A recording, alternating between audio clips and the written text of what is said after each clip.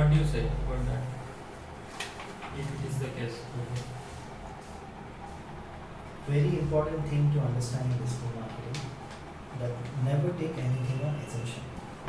The best thing about digital marketing is you have got numbers, you have data, you have Google keyword plan tool, you have so many other things.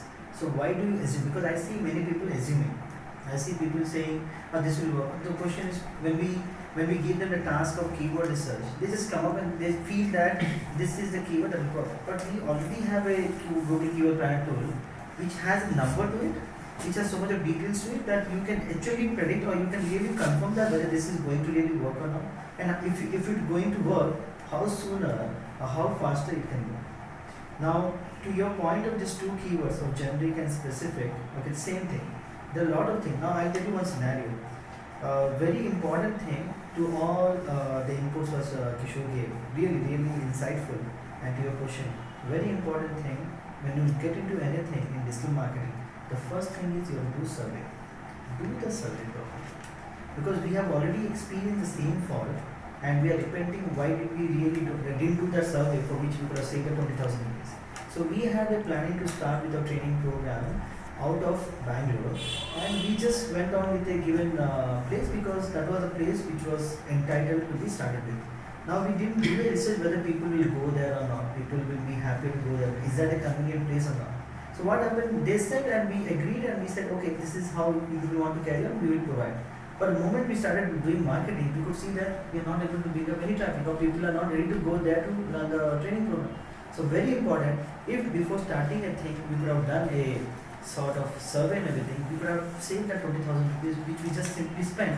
And you know that anytime you spend this money, it shows that you are not that capable of doing the proper marketing strategy, because you are the marketing, you should go in a proper fashion. One. Second thing is, you're talking about your diamond to jewelry and everything, we have something called Google Trends. The trend itself tells us, okay, which time is peak, which time is peak seasons. So all this is, so you as a marketer, you as a, see what is the main concept of marketing?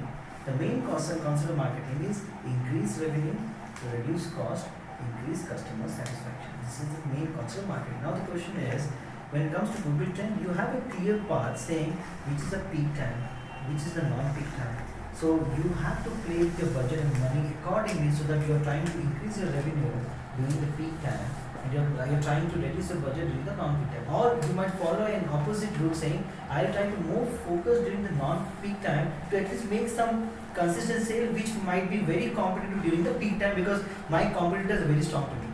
So after this understanding, very important is you have to track. Digital marketing allows you to track the thing, or you can track and you can measure. So that thing you should not deprive in any cost for your website. The day one itself, you should indicate the Google Analytics and you should track. And after that, coming to your concept of generic and specific, in both the ways, you have got traffic.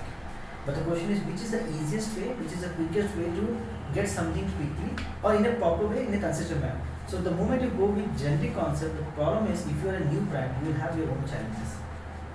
You target jewelry for the SEO. Do you think you can rank up for next 1 year or 2 years, even for next 5 years, if you're not doing something really great? You cannot. So what happens, then you will surely as a marketer understand that for me to get really success, I have to jump into the other strategy that is like long tail, specific, and somewhere I'll create some scope for a good keyword which will bring me some consistent traffic. The same concept is happening in e-commerce industry. Do you think all are able to sell all the products in the market? No.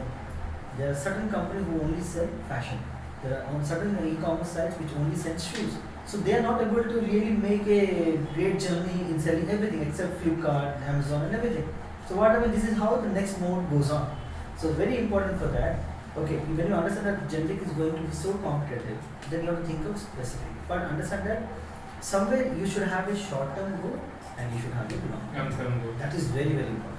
You should have a short-term goal and you should have a long-term goal, and you should also have a strategy of priority 1, priority 2, priority 3.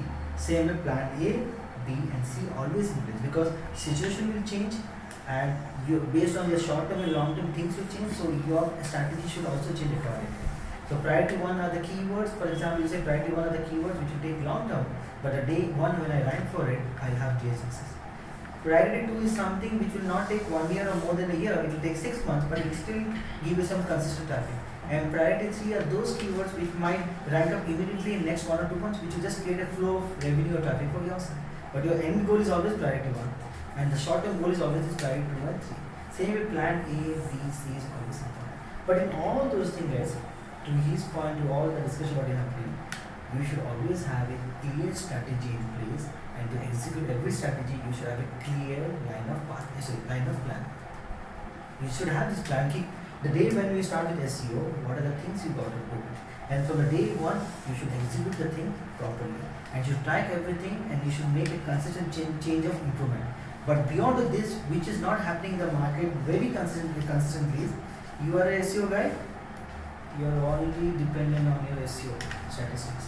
He is a PPC guy, he is only involved in PPC. No one is thinking that there is a cumulative force which can be approached if you can combine your strength together. Why people go with PPC first and then they plan on the SEO? Because PPC will give instant keyword ideas, and they will get an understanding how people are, from there they will take the concept of SEO. Same with the certain things which is very challenging over here, they try to boost the ranking with the PPC. So this is all interrelated or interconnected. But we all are thinking it in an individual point of view, and that is where the success is not happening. Do you think just analyzing one data you can have a better interpretation, or analyzing 3 different data you will have a better interpretation? Let's say this keyword has got this good visit. Oh, you are happy. Suddenly, if you jump onto the bounce rate, you see that good traffic but high bounce rate. What happened? Your conclusions went on wrong. Same way, from beyond to that one, goal. Good traffic, bad bounce rate, bad goal. My God, this is a very strong conclusion for me that something is really not working. I was happy concluding with one data, but when I actually connected 3-4 data, I got to know the real truth. So it's always important to collate 3-4 interpretation to conclude something. Just by looking at one, you'll never get an idea. So for that reason, use your SEO techniques, use your PPC training, but have a relation to it. Take the idea of PPC and try to integrate with SEO. Same way, take the idea of SEO, integrate with PPC. In this way, what digital marketing has won. People here have started dividing their digital marketing into SEO separately, PPC separately, social media, and no one is trying to understand that it is all a digital marketing and the concept should be one. It's not happening. It's all individually being taken care of. And no one is analyzing the data from everyone, no one is studying the analytics, okay, no one is thinking from the customer point of view, no one is thinking that let me not even jump to the final conclusion, let me at least reduce one loopholes daily.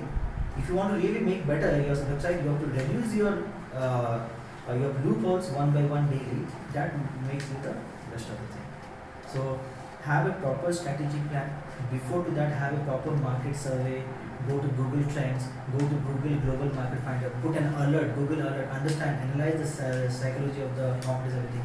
Then have a proper digital marketing plan, have plan A, B, C for month on month and everything. Have numbers attached to it. You cannot just say what he said is correct, you should have a number to it. And then track the numbers and see whether you are getting a desired revenue or not. So numbers, good budget, revenue, and everything is very, very important. In all those things, what my feeling of digital marketing is, if you just think from the customer point of view and do anything that you feel customer like it, that itself is like a marketing. In that we add this editorial guidance. What is the editorial guidance says of SEO? No, URL should be this way, the guideline should be this way. But if you see in a normal layman point also, this is the style in which if you write a content, that is much more appealing. So why don't we think from that exceptional, then putting this jargons of digital marketing guidelines and everything and doing the things. You can focus on this.